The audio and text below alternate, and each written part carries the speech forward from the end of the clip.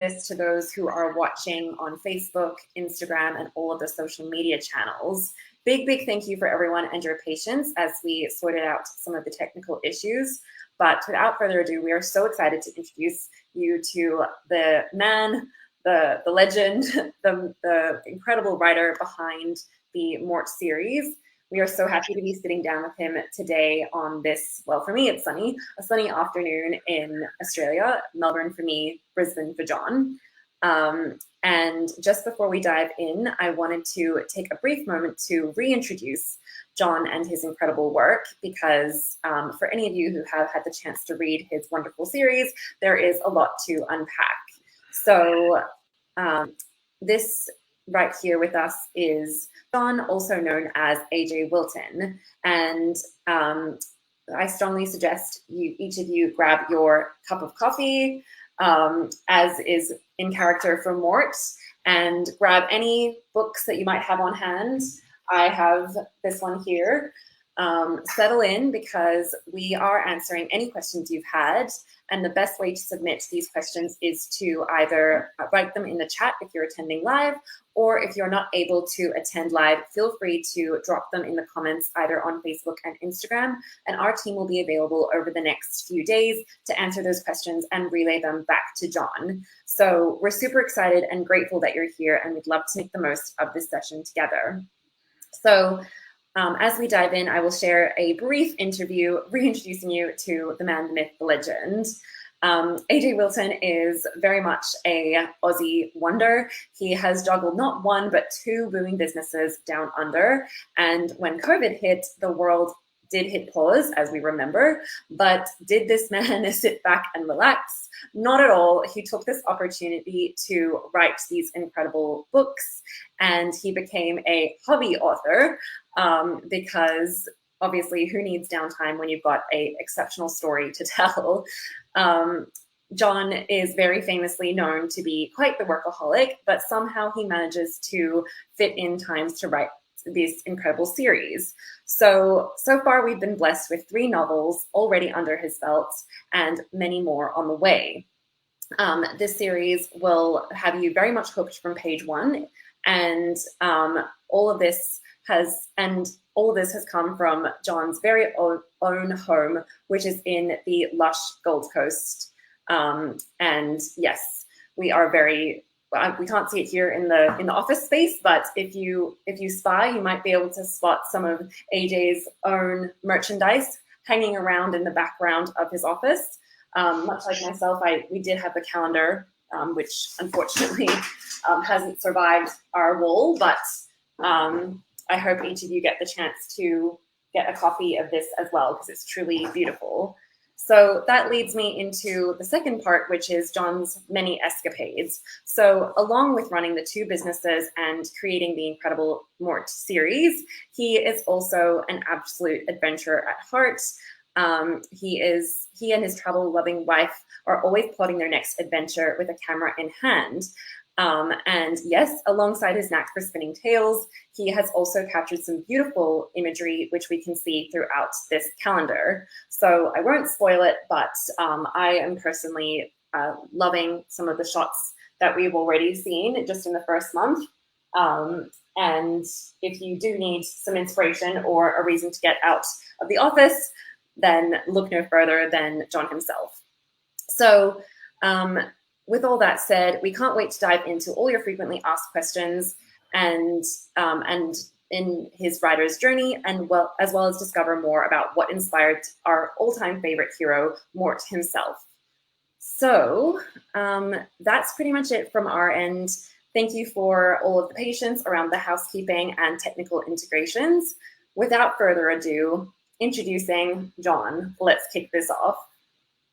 So John, to start, I wanted to cover the fact that obviously you're currently based in Brisbane, but it can be quite hard to get a hold of you because when you're not jetting off to Antarctica and scenic places all over the world, you are busy working and juggling both businesses and the books. So even though the book is set in Brisbane, Brisbane itself has quite the sordid history of scandals, bikies, gangs, and a seedy underbelly for those who are a bit of local history buffs. So I wanted to start by potentially asking you if any of one of these elements have inspired you to write the book. No, I don't think any of them inspired me, but certainly I weaved some of the the history of some of those events that you talked about into the background of the story to give it some reality, I guess. But I wouldn't say any of them actually inspired me to do it. So. Yes, that's fair. And it's funny because sometimes we don't realize what influences us. It's all part of the journey of, borrowing elements of different aspects of what's brought us here. So, yes, great to know. I'm sure a lot of people were curious about that. If there was any semi-famous person who may have inspired the books, but that makes a lot of sense. So, alongside this, you're well known for your global escapades, and whether that is the icy winds of Antarctica or the hot tropics of Asia, you've certainly seen and done it all, which is something that I'm sure many of us also aspire to do. So with that said, I'd love to know how many of Mort's tales are inspired by your own lived experiences, because he's quite the adventurer himself. No, I live a very boring, bland life, so no. So I haven't experienced any of the things that I've put Mort through. So no, I can't claim any history, but things you read in the paper and sort of then some years, months, even some of my business experiences find a way into the books, and some people comment on the depth of detail and that's just some of the information that I might use day to day, and I bring it into the books as sort of added reality. Yes, that's, you're very modest. Not many people get to travel every corner of the world, and I get the feeling that that may inspire some of Mort's future adventures. But with that said, we also appreciate that you're not being held at gunpoint anytime soon. So a good dose of adventure sounds healthy. When I was in Antarctica, I was trying to work out how Mort could become a seal and live on an iceberg for a few days, but I couldn't work that one out. So fair enough. Yes, it'd be quite the challenge. So with that said, we've just wrapped up Valentine's Day a couple weeks ago, and I think February is very much a month of couples and romance, you name it.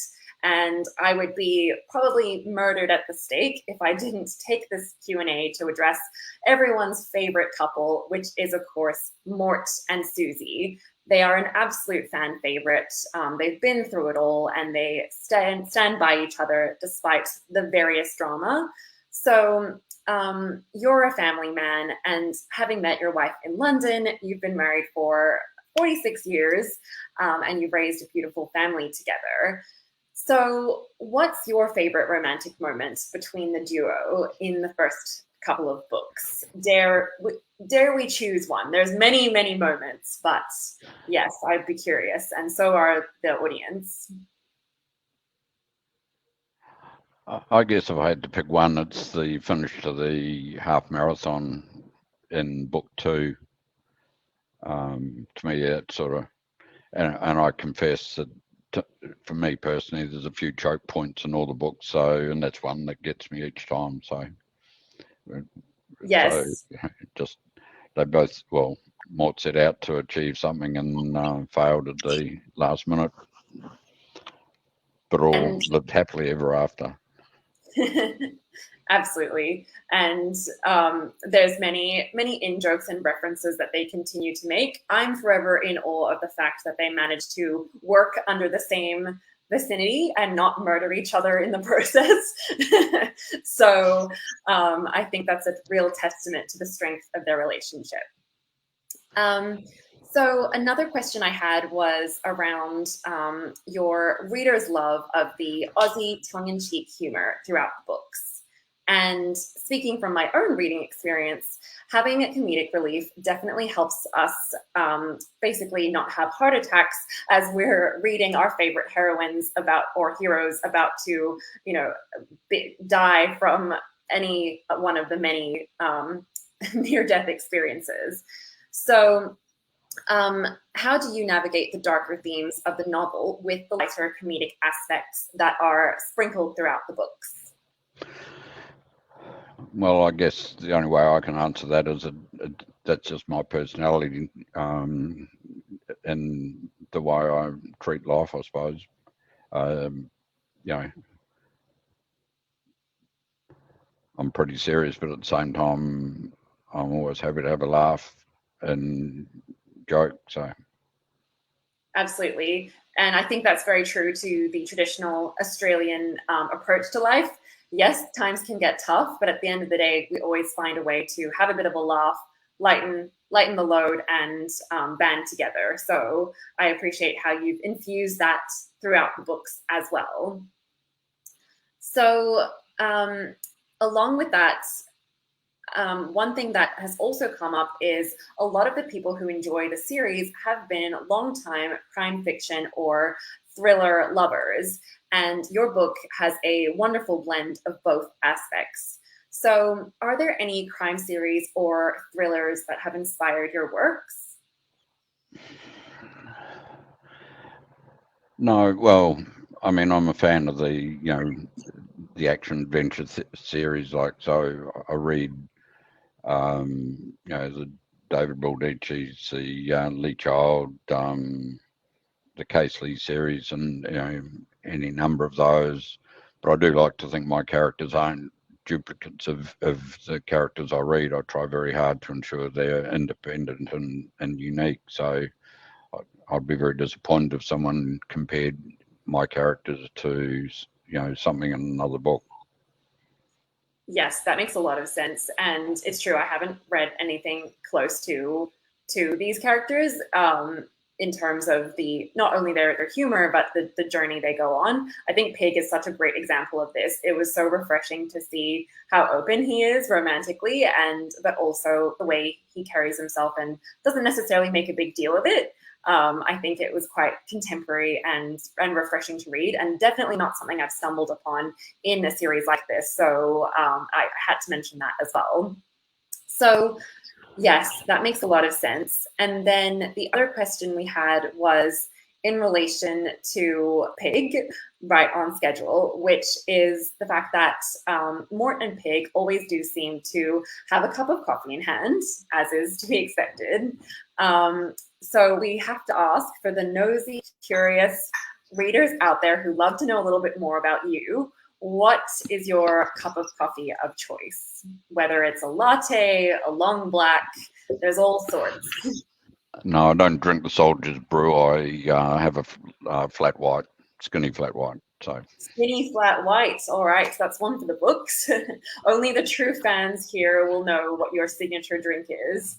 Thank you for sharing. I myself am currently partial to long blacks, but yes, I've definitely gone through my fair share of different coffee preferences. I feel like it's a staple for anyone who lives in Melbourne. We are very obsessed with our caffeine. So then the other question I had was actually about kind of taking a step back, but going back to the research that you put into the books. And something that really stands out is the level of detail you have in regards to the gadgets and gizmos that are featured throughout the series. So we did do some digging, and we noticed that you have in fact interviewed an ex-military person to gain some insider knowledge on military grade weaponry and best practice. So we're curious. Obviously, don't mention anything that could get you in trouble with the various entities that be, but we would love to know how accurate are these spy tools, and have you indeed been privy to things that perhaps the general public isn't aware of? I might get myself into trouble if I say too much on that subject, but most of it's just research online, and in some of its imagination too. And you know, in that field, I sort of believe you really don't know. No one knows what is out there and who's recording what. So really, there's, in my mind, there's no right and wrong. You just and I try and push the boundaries on that subject from time to time. So. Yes, you certainly do. And we can see where Mort gets his somewhat boundary pushing behavior from. So thank you for providing us with those insights. And we'll be curious to see what new gadgets and gizmos are revealed as the story progresses.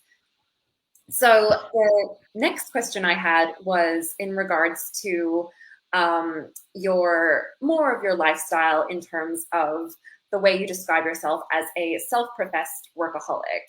And for me, also as a business owner, I know how much goes into just one business, let alone two. So I'm constantly in awe of the fact that you managed to juggle both businesses, travel, family, and the books. How do you even manage to find the time to write? Yeah, finding the time. I mean, in reality, I've most probably got 10, or I was in New Zealand for a few days early in the week, and I came up with the concept for another book, so that's most probably number 11. So the bare bones of those stories are already in my head. It's just a matter of when I get to write them, and like at the moment, I'm writing book 5. 3, I'll sign off the formal editing process most probably today. 4's written, and I got family, my daughters and a close friend that read them. I call them my reviewers, and so that's got a tick. So it's effectively ready for the editing process in the next few months, and then 5 and onwards for next year. So, and yeah, I try and keep each one fresh and different scenarios. So You've certainly got your hands full.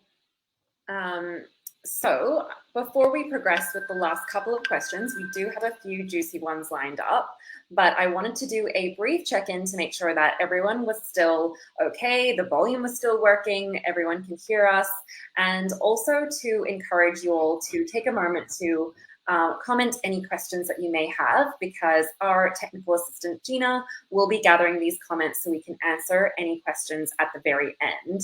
So please do take this opportunity to, as those ideas are flowing, ask any questions that you may have lined up for John while we're here together. So another question we had that's been frequently asked is around, again, going back to our favorite hero, Mort. Your audience does seem to be whether it's a global traveler or an Australian or an American, your books have somehow managed to capture quite a wide audience ranging from the US, Canada, Australia, and even throughout Asia. So I would love to know, what elements of the story do you think appeal to such a wide international audience? I know from direct feedback I've received from Americans, it's they like the Aussie humour, and I know a lot of people say the characters are very relatable, and everyone seems to love the characters. And someone once asked me about Susie, and I said, well, I'm 70 odd years old. I've been married for 46 years. What do I know what a 30 something young lady is saying and thinking? And so, but she gets a lot of, she's got a lot of fans as well, so I can't be doing too bad. But yeah, it's the way it comes out. Well, you're very modest.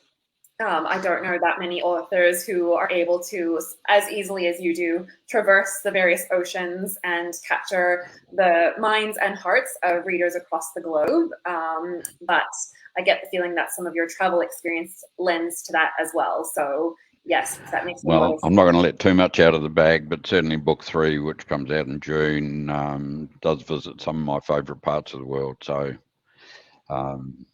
you will take you on a bit of a travel holiday in the early part of book 3. So there's a teaser for you. That's right, everyone. You heard it here first, exclusive to those who are here live on this very special Q&A, some hidden details about what's coming up in the story. So thank you for sharing. The other questions we had was in relation to the next step. So that leads us into what has been on everyone's minds, which is what's coming up next for our beloved hero, Mort. Well, as I just said, he and has intimated at the end of book 2, they head off over to Canada for the Invictus Games and have a couple of adventures before they get home. So if you want to know more, you'll have to buy the book. That's very fair. And it's pretty action-packed. Well, from the feedback those that have read it say so. We would expect, they all are. Exactly. We would expect nothing less, and I think that's all what we're desperately waiting for. We've got a few thumbs up here. Thank you, everyone. That's right. We're all eagerly awaiting the next book. Just for the record, it was due to be released in April, but the publishers had a 2-month delay, so that's the only reason it's not coming out till June. But book 4 is still on schedule for October. So basically, there'll be 2 a year for the next few years until I run out of puff. Well, we're all thrilled to hear it, and we're all eagerly awaiting. For those of you who are not already signed up to the waitlist, you can go over to A.J Wilton's website in order to add your email list to the waitlist and be the first person to receive any updates, as well as exclusive bonuses. John has very kindly been known to release some bonus information, chapters, or hidden details about the book to those who are on the email list. So if you're not already part of that, I strongly recommend it. We have a lot of fun there, and it is a good place to be the first to know all the latest details. Okay, Catherine, you don't know this, but I'm been working on a whoop. Oh my gosh. What I call penguin poster, and any book sold in the next, let's say March, will get a free penguin poster, and also, the early releases of book 3 will get one as well. So all my photos I took down in Antarctica back in November. So. Wow.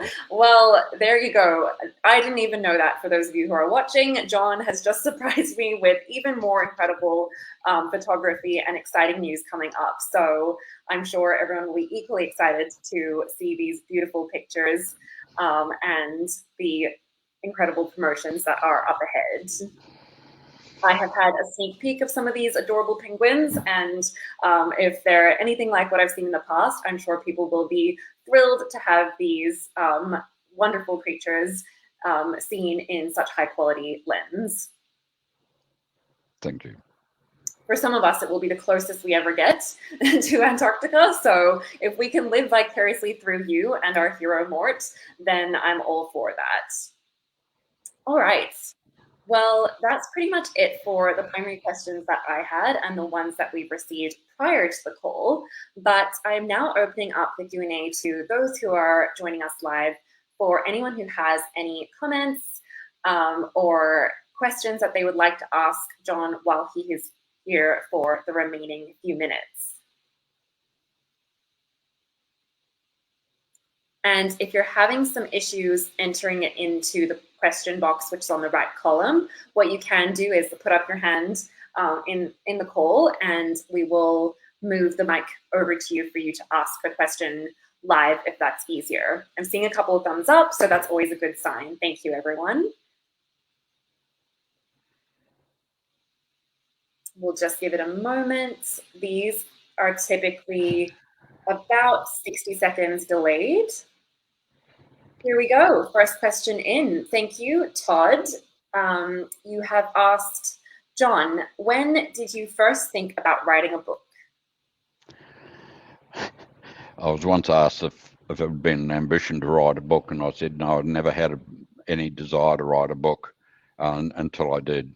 And really, I guess, as Catherine intimated, running a small business is basically 24/7. So I started making up stories to take my mind off work and the challenges there. And that's where these stories started. And then one day I just decided I'm going to write these down and started writing the first book. And it took me 9 months from first words to self-publish You Killed My Wife. And that's when I found that writing was the easy part. Trying to sell books is very difficult. And when I started, frankly, it was a one-off book. That was all I was looking at.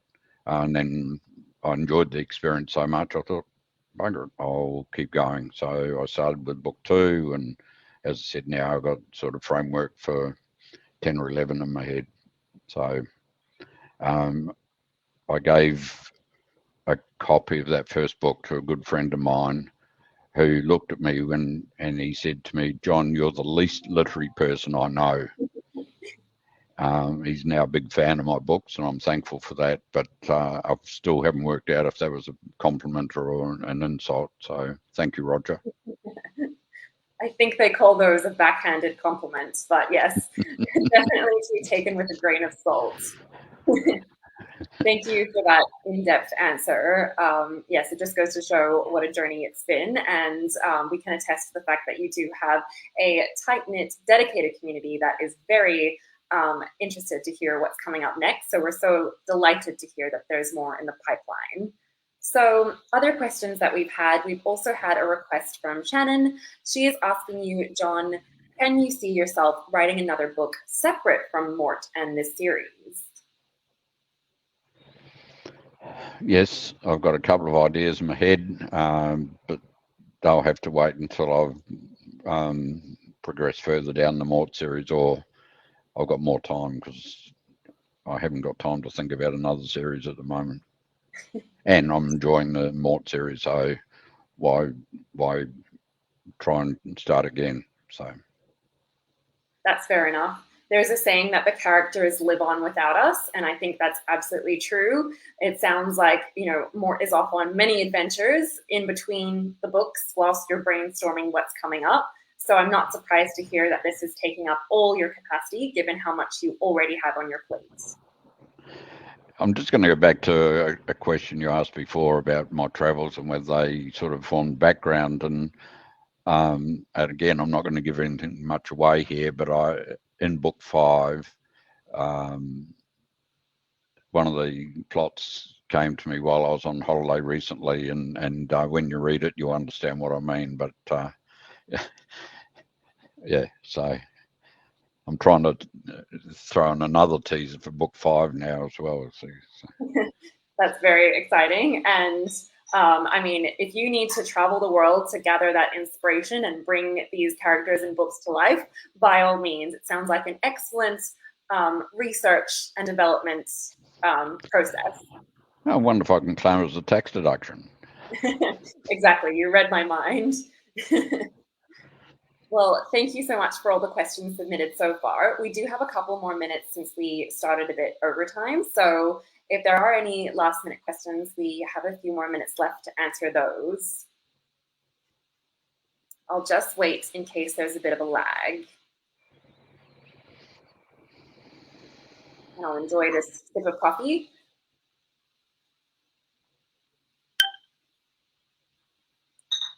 I'd be curious to know if anyone has a favorite book so far of the couple that have been released. I was just chatting to John before, saying that I personally love book 2 more, dare I say. Obviously, the first book always has a bit more of that introductory feel, and you're just getting to know the characters. But by the time it's book 2, you're completely invested in every twist and turn. So that was my own insight.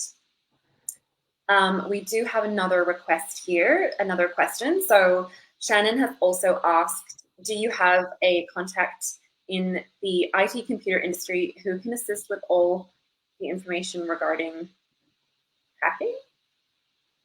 Oh, I see. Potentially to do with the books. Well, don't forget, Mort doesn't hack, remember, he's one of the good guys. But yeah, we have an IT expert that supports our business, and yeah, he's had to answer a few questions over the time. So I can imagine. And cybersecurity, it's a growing. It gets worse year on year. So I'm not surprised to hear that there is an increased awareness around this, and everyone has heard of some horror stories associated with it. But as you mentioned, Mort is one of the good guys. He does it for the right reasons. and there's certainly more gadgets and tools come to light in book 3, 4, and even 5. So if you enjoy that side of it, you've got plenty to look forward to. Excellent. Yes, that's great to hear. All right. Well, that brings us towards the very end. I'll just double check in case. Oh, we have one last question here. It says, this is from Gina. She's asked, what is your favorite space to write your novels? Well, the truth is most of them are written at night. So my work, my office space at home is where most of it gets written. But on a couple of the Antarctic cruise and even the Asian cruise recently, yeah, on sea days I tend to allocate a few hours and get stuck in. So it takes me about an hour to write 1,000 words. So yeah, there's a fair bit of time goes into it. That's a good effort. I know many writer friends would be very jealous. 1,000 words in an hour. It's excellent. We're breezing through it.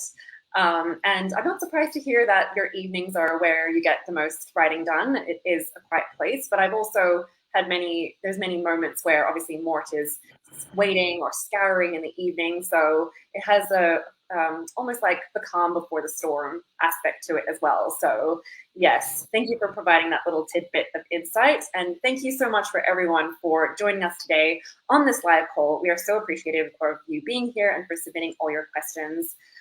As we wrap up, please know that you're welcome to rewatch the replay as it goes on Facebook and the social media channels, and you can ask any further questions on those channels, and we will be answering them over the coming days, and we'll get back to you as soon as possible. So last but not least, I also wanted to encourage you all, if you haven't already, please do join the email newsletter because we really have a lot of fun there, whether it's puns, secrets about the book, behind the scenes of what John's getting up to. It is very interesting. And of course, you will get exclusive access to things like this beautiful calendar, which, just barely scratches the surface. But yes, exactly. And the upcoming penguins. So stay tuned for that. And just before you sign off, Catherine, can I just say thank you to all the people that have taken time to log into this, and particularly also thank you for reading and enjoying my books, because I'll never make a living out of writing, but I certainly love the feedback I get, and that's what makes it so enjoyable. So thank you to all of you. Thank you, John. Never say never. I get the feeling this will pick up steam even more so than it already has, and we really appreciate your time again today. So last but not least, please do grab yourself a copy of the second book and join the waitlist for the third. We can't wait to share more insights with you, and we're so grateful for you all for being here, and we look forward to more Mort, as they say. Thank you. All right, thanks everyone. Speak again soon. Have a great day ahead. Bye. Bye.